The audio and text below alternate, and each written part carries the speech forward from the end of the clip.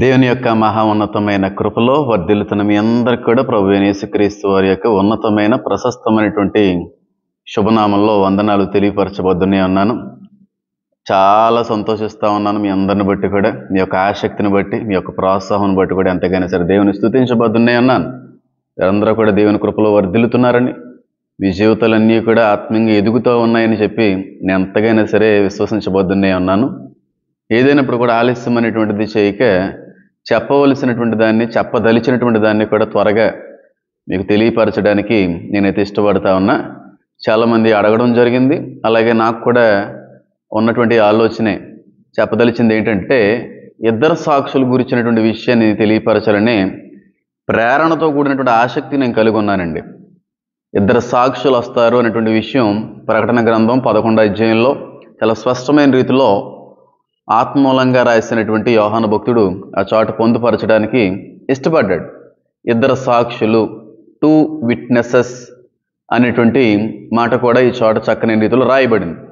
అయితే ఈ ఇద్దరు సాక్షులు గురించినటువంటి అభిప్రాయాలు చాలా భిన్నమైనవి. ఒక్కొక్కరు ఒక్కో రకమైన రీతిలో వాళ్ళ యొక్క అభిప్రాయాన్ని, వాళ్ళ యొక్క విశ్వాసాన్ని, వాళ్ళకు ఉన్నటువంటి ఆలోచనని తెలియపరుస్తూ ఉంటారు. కాబట్టి ఈ ఇద్దరు సాక్షులు గురించినటువంటి ఆ విషయాన్ని నేను చెప్పే ముందు, దీని గురించి నాకంటే ముందే చాలామంది చాలా విధాలుగా, చాలా రకాలుగా చెప్పిన వాళ్ళు ఉన్నారు. అలాగే పుస్తక రూపంలో కూడా రాసినటువంటి వ్యక్తులు లేకపోలేదు. కాబట్టి వాళ్ళ అభిప్రాయాలు నేను తప్పుపట్టట్లేదు. వాళ్ళు చెప్పింది అబద్ధమని, తప్పు అని కూడా అనడానికి నేను ఎంత మాత్రం కూడా సరితూగను. కానీ కేవలం నా అభిప్రాయాన్ని, నా నమ్మకాన్ని, నేను కలిగి ఉన్న ప్రేరణను మాత్రమే నేను తెలియపరచడానికి ప్రయత్నిస్తూ ఉన్నానండి. అలాగే ఏంటి ఆ విషయం అంటే, దానికంటే ముందుగా ఒక విషయం చెప్పాలండి. ఒబామా గురించినటువంటి ఒక మాటను చెప్పాను. అది నా అభిప్రాయం మాత్రమే. యూదులకు సంబంధించిన కుమారుడు వచ్చిన దర్శనము, చనిపోయి పరలోకంలోకి వెళ్ళిన తర్వాత ఆయన విన్నటువంటి స్వరము, ఇదంతా కూడా ఆయన చెప్పాడు. కాబట్టి ఆ పోలికలతో ఎవరు పోలి చూస్తే ఉన్నారంటే ఈయన ఉన్నారు. కాబట్టి మేబీ ఈయన అయ్యి ఉండొచ్చు అని చెప్పాం. కానీ ఒకటి మాత్రం నిజం, ఒబామా కాదా అనేటువంటి విషయాన్ని ప్రక్కన పెడితే ఖచ్చితంగా వచ్చేటువంటి యాంటీ క్రైస్ట్ మాత్రం ఇస్లాం వర్షిపర్, అందులో సందేహమే లేదు. ఎందుకంటే ఆ ఫోర్ట్రెస్, ఎత్తైన ప్రాకారములు కలిగిన దేవతలను పూజిస్తడం, దాని గురించి కూడా మీ అందరూ కూడా తెలియజేశారు. కాబట్టి నేను చెప్పదలిచింది ఏంటంటే, ఈ ఇద్దరు సాక్షుల గురించి కూడా చాలా రకాలైన అభిప్రాయాలు ఉన్నాయి. చాలా రకమైన ఆలోచనలు, చాలా రకాలైనటువంటి నమ్మకాలు కూడా చాలా మంది కలిగి ఉన్నారు. అయితే నేను చెప్పదలిచినటువంటి విషయాన్ని చెప్తాను. అది ఎంతవరకు నిజమో, ఎంతవరకు సత్యమై ఉండొచ్చో అది మీరు పరిశీలించుకోండి. వాక్యాన్ని బట్టి ఒకసారి జతపరిచి పరిశీలించుకోండి. ప్రార్థనలో దేవుణ్ణి అడిగి పరిశీలించడానికి ప్రయత్నించండి. అయితే ఇద్దరు సాక్షుల గురించి కూడా 3 రకాలైనటువంటి భిన్నాభిప్రాయాలు ఉన్నాయండి. 3 కాదండి, చాలా రకాలైన భిన్నాభిప్రాయాలు ఉన్నాయి. కానీ ప్రాథమికంగా 3 అభిప్రాయాలు కలిగి ఉన్నారు. ఈ ఇద్దరు ఎవరై ఉంటారో, ఎవరిని దేవుడు పంపించాడు అనేటువంటి విషయాన్ని గురించి చాలా మంది చాలా రకాలైన రీతిలో తెలియపరచడానికి వాళ్ళైతే ప్రయత్నించారు. అందులో మొట్టమొదటి అభిప్రాయం ఏంటంటే, వచ్చేటువంటి ఈ ఇద్దరు సాక్షులు కూడా ఖచ్చితంగా ఒకరు ఏలియా, ఒకరేమో మోషే అనే అభిప్రాయం కలిగి ఉన్న వాళ్ళు కూడా ఉన్నారు. వాళ్ళు ఆ నమ్మకంలో కూడా వెళ్తున్నారు. నేను వాళ్ళని తప్పుపట్టట్లేదు. కొంతమంది ఉన్నటువంటి రెండో అభిప్రాయం ఏంటంటే, వచ్చేటువంటి ఇద్దరు సాక్షులు కూడా ఒకడు హానోకు, ఒకడు ఏలియా అనేటువంటి అభిప్రాయం కూడా కలిగి ఉన్నారు. వాళ్ళని కూడా నేను తప్పు పట్టడానికి నేను ఇష్టపడట్లేదు. మూడో అభిప్రాయం ఏంటంటే, వీళ్ళెవరో కూడా కాదు, అది సంఘాన్ని ఉద్దేశించి దేవుడు మాట్లాడించాడు అని చెప్పేటువంటి బోధకులు కూడా ఉన్నారు. వీళ్ళను కూడా నేను ఏ విధంగా కూడా తప్పు పట్టేటువంటి ఆలోచన నేను ఎంత మాత్రము కూడా కలిగి ఉండలేదు. అయితే ఎందుకు హానోకుని, ఏలియా అని చాలా మంది ఇద్దరు సాక్షులు అయి ఉండొచ్చు అని ఎందుకు అనుకునేవారంటే, నేను అనుకునేవాడిని. నేను కూడా చాలా సంవత్సరాలు అదే అయి ఉండొచ్చు అని కూడా అనుకున్నాను. కానీ వాస్తవానికి అభిప్రాయం నాకు ఎంతైనా సరే నమ్మశక్యంగా అనిపించలేదండి. నేను పరిశీలించి దీని గురించి బాగా ఇంకా బైబిల్ చదివి ప్రార్థనలో గడిపిన తర్వాత ఖచ్చితంగా ఈ ఇద్దరు వ్యక్తులు కూడా అయి ఉండకూడదు అనేటువంటి ఒక నమ్మకంలోకి నేను రావడం జరిగింది. చాలామంది అంటూ ఉంటారు, హానోకు మరణించకుండా కొనుపోబడ్డాడు గనక ప్రతి మనిషి కూడా, పుట్టిన ప్రతి ఒక్కడో కూడా మరణించాలి, మట్టిలో నుంచి తీయబడ్డాడు కనుక మట్టిలో కలిసిపోవాలి అనేటువంటి మాట వాక్యంలో రాయబడి ఉంది. కనుక హానోకు మరణాన్ని చూడకుండా వెళ్ళాడు అనే కారణాన్ని బట్టి హానోకు వస్తాడంటా ఉంటారు. ఏలియా కూడా ఇదే విధంగా ఎట్టి పరిస్థితుల్లో కూడా మరణం చూడకుండానే అగ్ని రథాల చేత కొనుక్కోబడ్డాడు గనుక వచ్చేటువంటి ఇద్దరు సాక్షుల్లో ఈ వ్యక్తి కూడా ఉండొచ్చు అని చెప్పి కొంతమంది యొక్క ఆలోచనలు కలిగి ఉన్నారు. ఎందుకంటే వాళ్ళిద్దరూ కూడా మరణించలేదు గనుక. అయితే రక్తమాంసములో పరలోకాన్ని స్వతంత్రించుకొనవా అని ఉన్నది బైబిల్లో. రక్తమాంసాల్లో పరలోకాన్ని కొనవు అనేటువంటి మాట ఉంది కనుక వీళ్ళిద్దరూ కూడా పరదేశంలో ఉన్నారు. ఖచ్చితంగా మళ్ళీ వీళ్ళిద్దరూ కూడా ఇద్దరు సాక్షులుగా కూడా వస్తారు అనే వాళ్ళు ఉన్నారు. ప్రతి ఒక్కడు కూడా పుట్టినవాడు చనిపోవాలి, మట్టిలో మట్టి అయిపోవాలనేటువంటి వాక్యాన్ని కూడా ఎత్తి చూపుతూ ఉంటారు.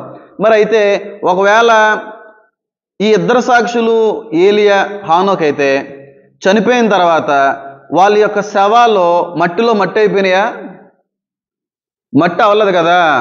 3.5 దినముల తర్వాత చనిపోయిన వాళ్ళు శరీరాలతో పాటుగా పరలోకానికి కొనుపోబడ్డారు. పరలోకంలో నుంచి వచ్చినటువంటి ఆ పిలుపుని బట్టి, ఆ స్వరమును బట్టి వాళ్ళందరూ కూడా ప్రపంచవ్యాప్తంగా చూస్తున్నటువంటి అందరూ సమక్షంలో వాళ్ళు ఎత్తబడ్డారు. అయితే వాళ్ళ శరీరాలు ఎక్కడా కూడా అక్కడ విడవబడినట్టుగా లేదు. మరి దాన్ని ఏ విధంగా మీరు తర్కించడానికి ప్రయత్నిస్తారు చెప్పండి? రెండవదిగా నేను చెప్పదలిచింది ఏంటంటే, నేను చెప్పిన తర్వాత అసలు ఎవరే ఉంటారో చెప్తాను. నేను చెప్పదలిచినటువంటి విషయం ఏంటంటే, చాలామంది మోషే కూడా ఇద్దరు సాక్షుల్లో ఒకడే ఉంటాడని చెప్పి అంటారు. మోషే చనిపోలేదా? మోషే మరణించలేదా? ఆయన యొక్క శవం కొరకు అపవాది వచ్చి పోరాడినప్పుడు మికాయిలు వెళ్ళి ఆ పోరాడలేదా? మోషే చనిపోయినట్టు బైబిల్ గ్రంథంలో ఉంది కదా. మోషే యొక్క శవం కొరకు కూడా చాలా తీవ్రమైనటువంటి పరిస్థితులు ఎదుర్కొన్నారని చెప్పి బైబిల్ గ్రంథంలో ఉంది కదా.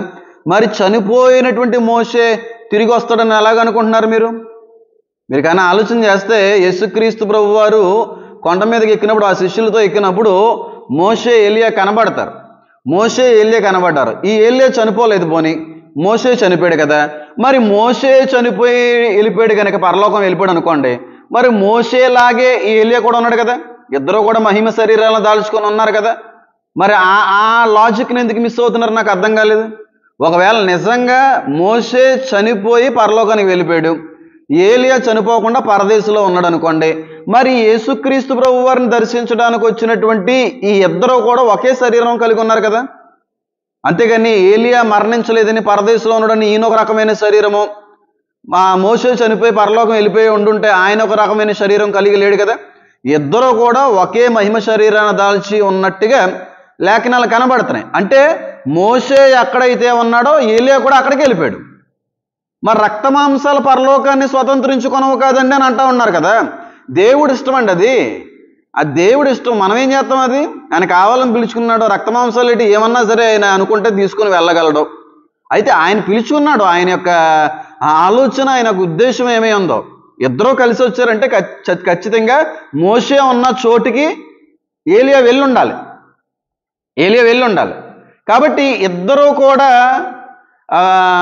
మహిమ శరీరాలు దాల్చుకున్నారు కనుక రక్తమాంసాలు పరలోకాన్ని స్వతంత్రించుకొనవు అనే మాటను నేను కొట్టివేయట్లేదు. కానీ దేవుడికి అసాధ్యమైనది ఏం లేదు. ఆయన ఏమన్నా చేయగలడు, ఆయన ఏమన్నా చేసుకోవాలి. ఆయన యొక్క ప్రణాళికల్ని, ఆయన యొక్క ఆలోచనల్ని మనం ఏ విధంగా కూడా పరీక్షించడానికి వీలు లేదు, మనం తప్పుపడ్డానికి కూడా వీలు లేదని అంటాను.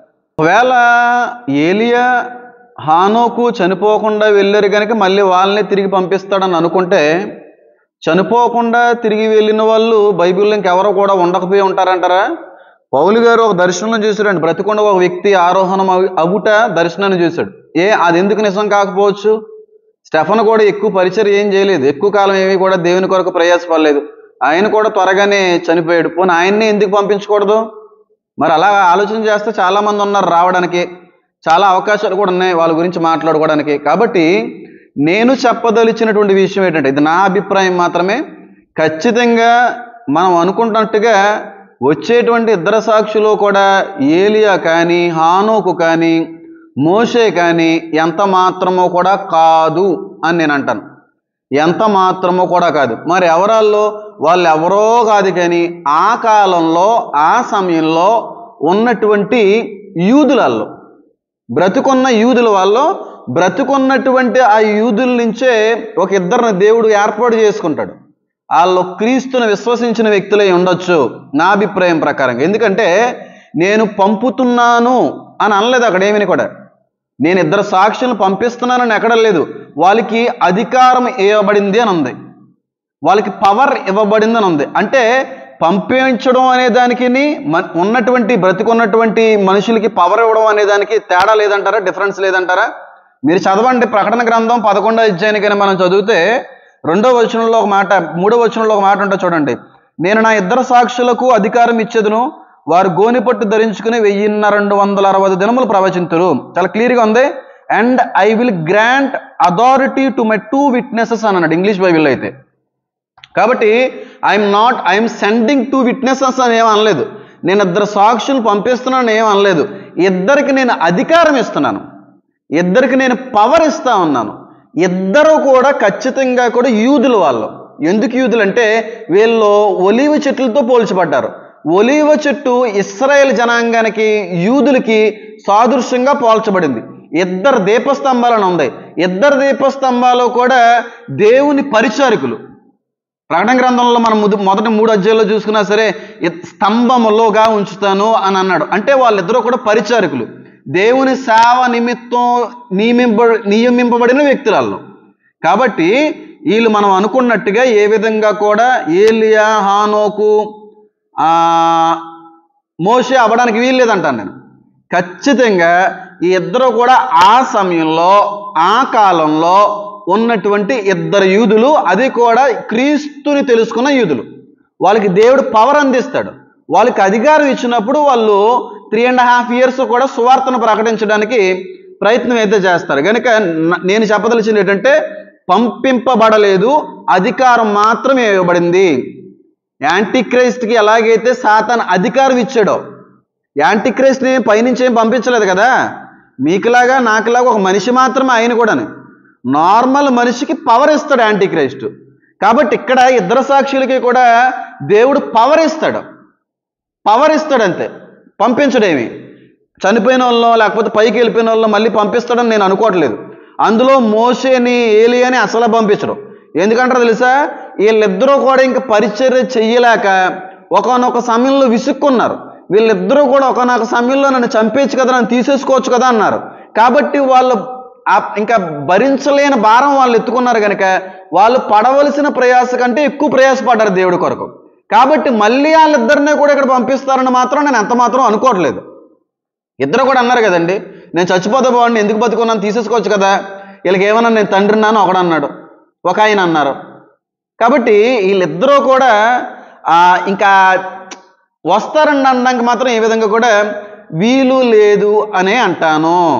మరి హానో కూడా 300 సంవత్సరాలు దేవుడితో నడిచాడు, తక్కువ ఏం చేయలేదు కదా. వీళ్ళందరికంటే ఎక్కువ పరిచర్య చేశాడు, చాలా పరిచర్య చేశాడు. ఆయన గురించి అంతా కూడా బైబిల్లో రాయడానికి అవకాశం లేదు. కానీ వీళ్ళందరికంటే కూడా అద్భుతమైన పరిచర్య చేసిన వ్యక్తి హానోకు.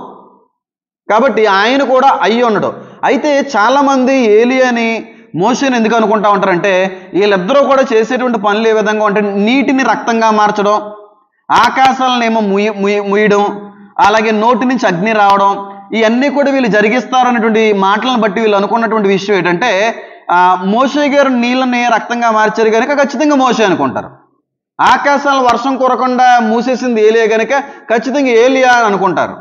అలాగే బయలు ప్రవక్తల దగ్గరికి ఆకాశం నుంచి అగ్గి తీసుకుని వచ్చింది కూడా, దింపింది కూడా ఏలియా కనుక అయ్యి ఉండొచ్చు అని అనుకుంటారు. కాబట్టి అది ఎంత మాత్రం కూడా కాదండి. అంత నోటి నుంచి అగ్గి వచ్చేసినంత మాత్రం ఏలియా అయిపోతారా? నీటిని రక్తంగా మార్చేసినంత మాత్రాన్ని మోషే అయిపోతారా?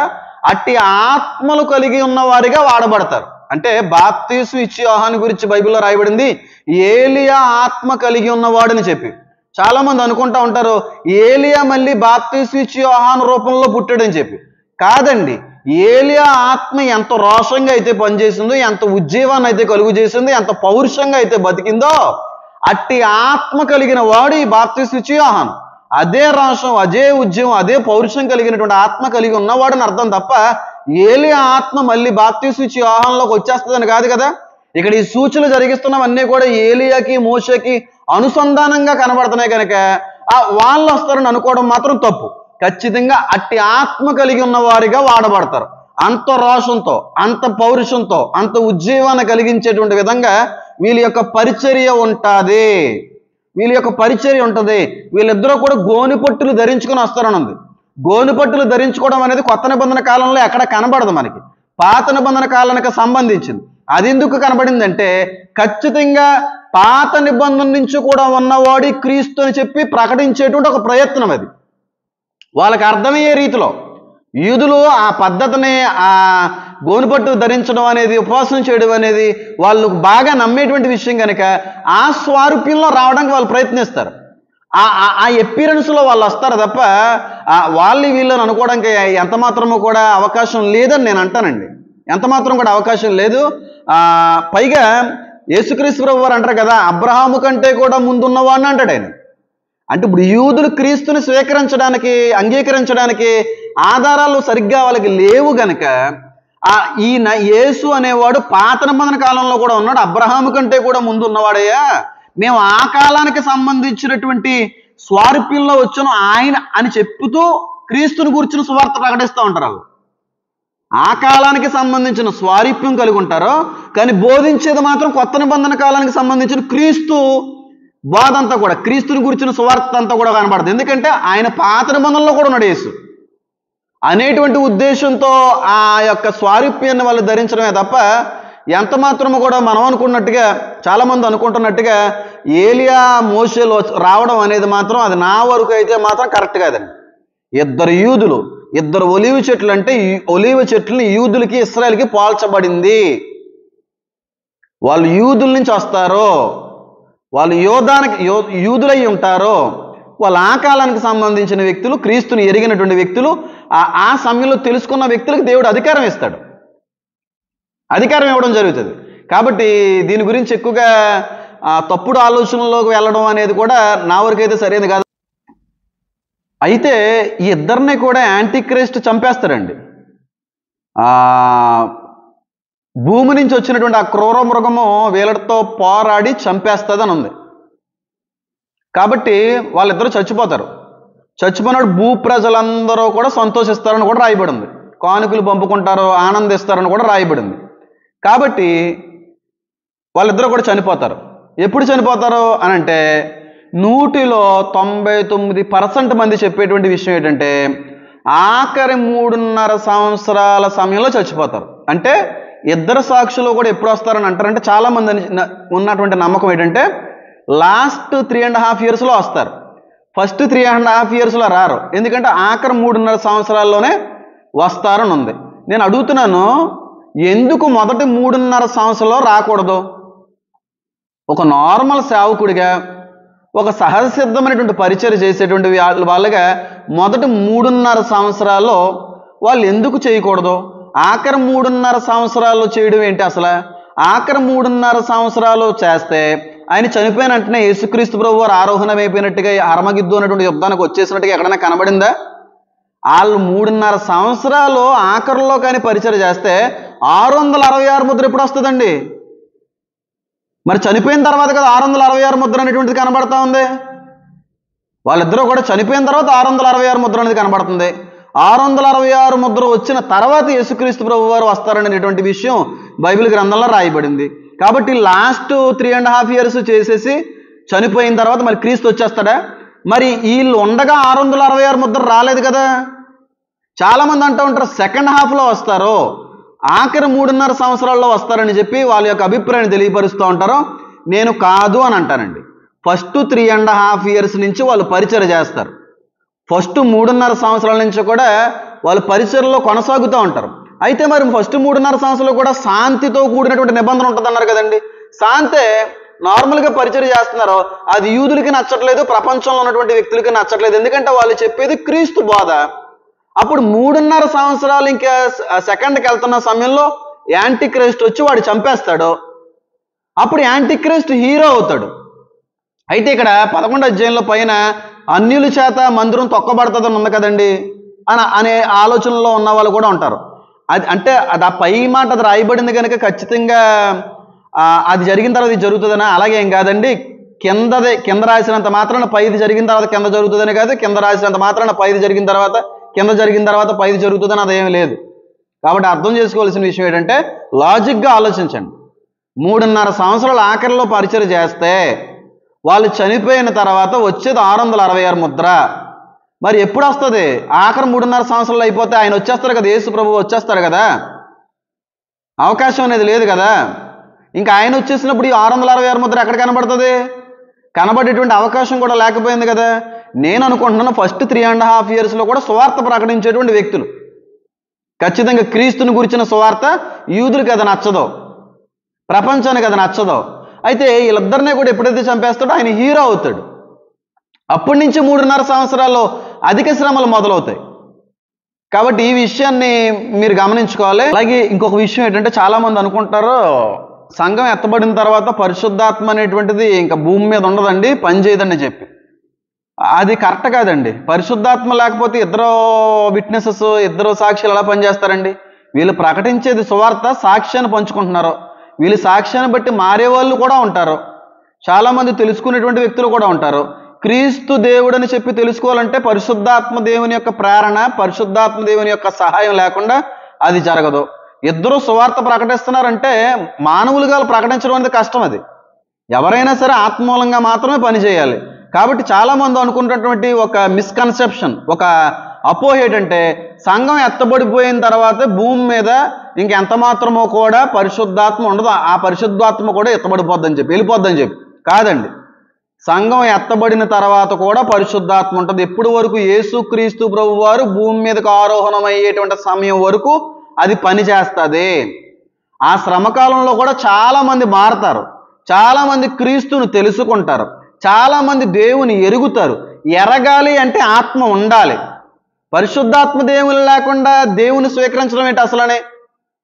పరిశుద్ధాత్మ దేవుని యొక్క ప్రమేయం ఖచ్చితంగా ఉంటుంది. ఆ పరిశుద్ధాత్మ లేకపోతే ఇద్దరు సాక్షులు చెప్పే సువార్త ఏ విధంగా చెప్తారు? వాళ్ళు చెప్పేటువంటి సాక్ష్యాన్ని ఒక వ్యక్తి నమ్మి క్రీస్తుని విశ్వాసించాలంటే పరిశుద్ధాత్మ ప్రమేయం లేకుండా అది ఏ విధంగా జరుగుతుంది?